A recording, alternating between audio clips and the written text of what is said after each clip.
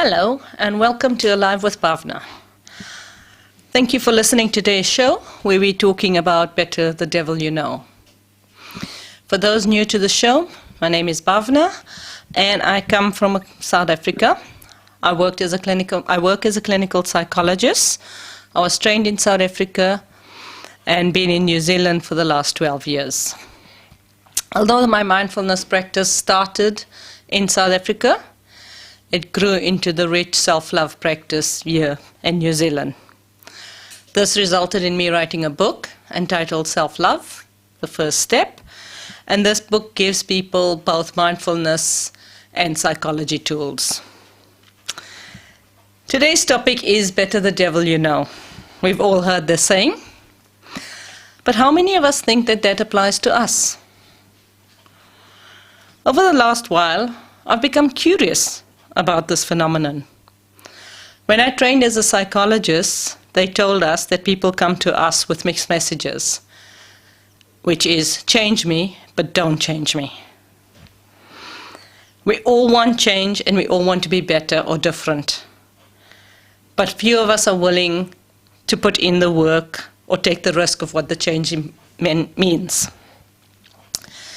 Some clients told me that despite feeling depressed and anxious and hating that feeling with every cell of their being, they fear giving it up. For many, this is all they've known. For others, they've been anxious or depressed for so long that they can't remember a time when they weren't anxious or depressed. For all of them, the idea of trusting something else, something alternative, is too big, is too scary. The disappointment of failure is too great. If I don't try, then I can't fail. So there's a constant push-pull between the desire for change and the fear of change. In many cases, this fear isn't just psychological or personal, but it's also relational. What if the people that I know and love have only known me this way? Then there's this fear that if I change, my partner, my friends, my family might not like this new me. If my relationship is based on me being the one that needs caring, or the weak one in the family, or the strong one in the family, if I change that role, then what does that mean for my family? The cost of losing our loved ones, friends, lifestyle, might be too big a cost to pay for many people. But then again, is it really too big a cost? Is living a miserable life worth it just to have these people around you because they want you in a certain way? A way that no longer fits for you? I've seen this loss with clients as they've changed and I've experienced it in my own life as I've grown in self-love. Suddenly, I had less contact with some of my friends, and we slowly grew apart because we just no longer measured up or had the same interest. I've witnessed that with clients. As they've grown, their relationships with their husbands, partners, have deteriorated or ended, or they've lost friends, or changed relationships with other family members. But I've also witnessed the other side. I've witnessed where clients' relationships with their husbands, partners, friends, family have been enriched by them growing, by them changing. All of a sudden they talk about a healthier relationship with their loved ones, a safer relationship, a more genuine relationship. These people are happy to support their growth, happy to see them change. This is the nature of relationships. Any system is based on homeostasis. If one person in a relationship changes, the other person either changes with that person or brings that person back down to the original level. If neither option is possible, the relationship ends. Fearing the devil we don't know. Given what I've said so far, it's wise to fear the devil that we don't know, or as I call it, the beloved, or love. We feel safe in the life that we live. Clients have told me that they believe that the anxiety was protective. It helped them to plan things out, to know for sure what they were going to do, how they were going to react, and in that way they felt that they had tools to cope. Depressed clients have said the same thing to me. They feel that the depression is protective. By not engaging in the world, by not doing things, they don't risk being hurt. It's safer to stay in my small little world. Clients who have difficult relationships have said the same thing. If I don't confront my husband about his affair, then we can just pretend that we are living in a happy world. And that's it. As long as we don't confront our reality, we believe the lies we tell ourselves. We believe that this is okay. My fear of not confronting my husband about his affair means that I pretend to live in a happy marriage. It means that at least my children grow up with both parents living in the same home. At least I don't have to be a single mom or have care for my children. I have a roof over my head. I have everything that I've wanted. And people also lie to themselves by saying, it's not really that bad. He doesn't hit me. It's okay. So what is having an affair? In this way, we sell ourselves the lies. And we believe the devil that we are living with is actually good and protective. But there's always this quiet voice in the background that tells us that this is a lie, and that hopes that one day we will wake up to see the lies and start living our truth. That light does not diminish no matter how long we have lied to ourselves or believed those lies. Attending therapy or any other form of transformational practice takes courage. Courage to face what we're doing. Courage to see the lies. Courage to change our reality. I remember my first mindfulness retreat that I attended. It was a 10-day silent retreat. I was terrified of walking through those doors. Because I was terrified that because the retreat was in silence and all my distractions would be gone, I would be forced to face myself. Facing myself felt like the scariest thing in the world. How strange that we consider facing ourselves to be the scariest thing in the world when we live with ourselves all the time. I think that we live such disconnected lives that we don't really know or connect with ourselves, and that's why looking at ourselves is so scary. My guess is that clients feel a similar way when they come for therapy. That fear that therapy will mean that they have to look at themselves during our session. After the session, they have the option of continuing to look at themselves or covering it up and maybe taking a peek every now and then until one day that they're happy to take the covers off and live fully in themselves. What I've learned so far about the devil that we live with is that the devil, or fear, does not have my best interest in heart. As long as I'm responding from a position of fear, I can't make real judgments or express my real opinions. Fear is a very compelling emotion.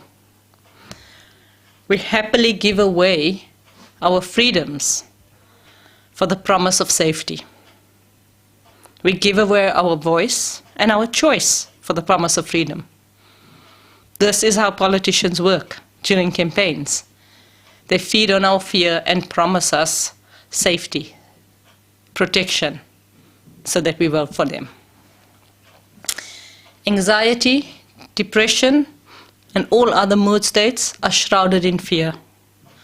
Fear that if I make the wrong choice, I will be doomed. So we are so careful not to act or not to rock the boat. We feel stuck and trapped, but also seeing this fear as protective. Fear stops us from listening to others or connecting. We go into attack mode because it activates our fight or flight response. In this way, our logical thinking brain is switched off when we're acting from a fear perspective. In my own life, and what I encourage clients to do, is to start by noticing this lie that we tell ourselves. How is your anxiety, fear, depression actually helping you? Is it really protective? Does that voice in your head really have your best interest at heart?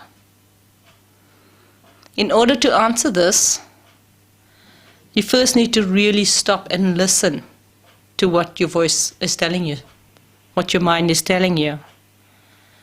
And then be discerning enough to go, is this true or not? I remember that I once belonged to a meditation group, and I broke one of their rules. I was terrified that they would find out and I'd be exiled from that group. That was their primary form of punishment. Quite a severe one if you ask me, but that was their way. And one of my mentors asked me about whether this was a group that I really wanted to belong to, if I lived in fear, if I broke a rule and was so scared, and that the cost of breaking the rule was to be exiled.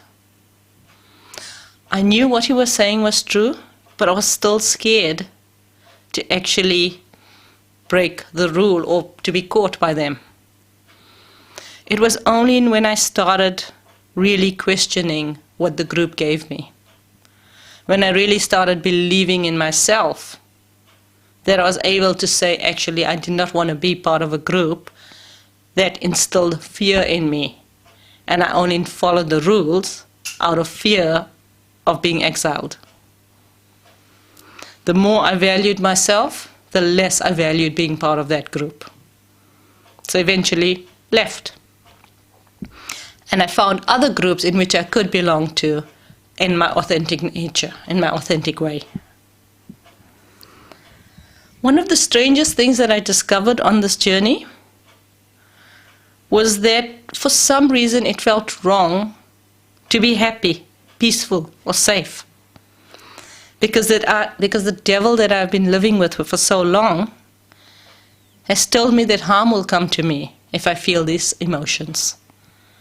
How often have you heard people saying, "Oh, I'm not really comfortable. Things seem to be going good at the moment. But you know what that means? Trouble is just around the corner." That's what the devil tells us. That feeling safe, feeling freedom, feeling happy is wrong and bad. In order to overcome these feelings as if it was wrong, I realized that I had to give myself permission to feel them. To say, you know what, in a calm, loving voice going, it's okay to feel happy. It's okay to feel safe. It's okay to feel joyous in this moment, just for now. And really trusting myself that it was safe to let go of the fear for a short while. As you do this, you're learning how to connect with love rather than fear. Love is not just the soft, fluffy stuff. Love is actually more powerful than fear. Just look and see what loving parents are willing to do for their children. Love can move mountains. The devil has told us that love is weak. Love is soft. Love cannot be trusted. But the opposite is actually true. Fear cannot be trusted. Fear keeps us trapped. Love sets us free. As we learn to love ourselves and connect with our hearts, we feel safe and secure. We learn how to trust and depend on ourselves. We learn how to soothe our own wounds, how to be my best friend, how to have my own back. We learn how to manage our anxiety with more compassion, our depression with love and comfort. We learn how to encourage ourselves, not with the whip, but with gentleness. So rather than fear-based anxiety in terms of, before I come to your place, I need to plan everything. I need to know where I'm going to park. I need to know what time I'm going to leave. I need to know every detail of the journey and what I'm going to do when I get there. That's fear-based. Love-based is, I come to your place, trusting that whatever happens along the way, I will be okay. I will cope. I will manage. Change is scary. But it's only scary if we think of me plunging in fully in one go. It's a lot safer to change one cell at a time. That is doable. The same way as nature does it. We're moving into spring now. Slowly you see the trees coming alive. Little green sprouts, leaves shooting out. And after these few tentative leaves shoot out, all of a sudden it just goes into full blossom, full bloom. The same thing with our change. Initially it's tentative. Testing the waters out, testing whether I can rely on this, whether it's safe enough. Changing from the devil to the beloved is the same way. Initially, we don't know that other side. We don't know what it looks like, so it's scary. But through lovingly dipping your toes in the water, we slowly get comfortable with being our best friend, with learning to trust myself, with learning to feel what peace and happiness feels like in my body. For most of my clients, this is how it begins. One cell at a time, one tiny bit of moment. That's it. More than that is too scary. When I teach the loving kindness practice, that's what I focus on, just noticing the one cell in your body that says, it's okay to feel this way at this moment. It's okay to feel peace, joy, and happiness in one cell of my being. What the one cell does, as we start learning how to do this, it brings in dual awareness. If I can focus on just one tiny bit of happiness, peace, joy, it means that I can't be overwhelmed by my anxiety, depression, or fear. I see it as having a little light, a little candle in a darkened room. It's still completely dark, except for that tiny bit of light. And that means I'm never completely in darkness. So it's slowly dipping your feet in, learning how to feel into yourself, learning how to trust yourself, learning how to stop the lies. And this is learning how to gift yourself peace, love, happiness, and safety. And these feelings are not dependent on our outside world or our circumstances. It's dependent on my relationship with myself, with me being my best friend rather than my worst enemy. Because as long as I tap into being my worst enemy, I'm living in fear. The minute I be my best friend, I'm tapping into my love, my compassion for myself. And this is how we move from believing the lies that it is better to live with the devil you know than to risk living with the beloved that you don't know. This is how we move from living from fear to living with love. Learning how to believe and trust in yourself. Trust that you've got all the tools you need in you at this moment to be peaceful, to be joyous, to be safe, to be loving. Trust that you are okay. Yes, it is extremely scary, and it could have real consequences in terms of losing relationships. But the price for me is always worth it. The price for freedom, love, happiness, and peace is worth the effort and the risk. I owe it to myself to enjoy this life, to see what life has for me, to celebrate it in peace, love, happiness, and well-being. And believe me, as someone who's walked this journey from living with the devil to living with the beloved, it is so much more fun on this side. It is so much lighter, freer, and enjoyable. I still have the ups and downs. Life still throws its curveballs at me, but I cope with it very differently. I engage with life very differently.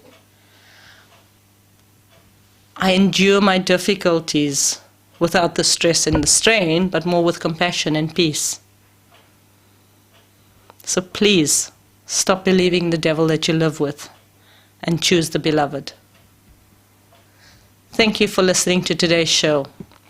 If you have any questions or want to contact me, my contact details are AlivePsych, or my website is alivepsych.co.nz. Have a great day.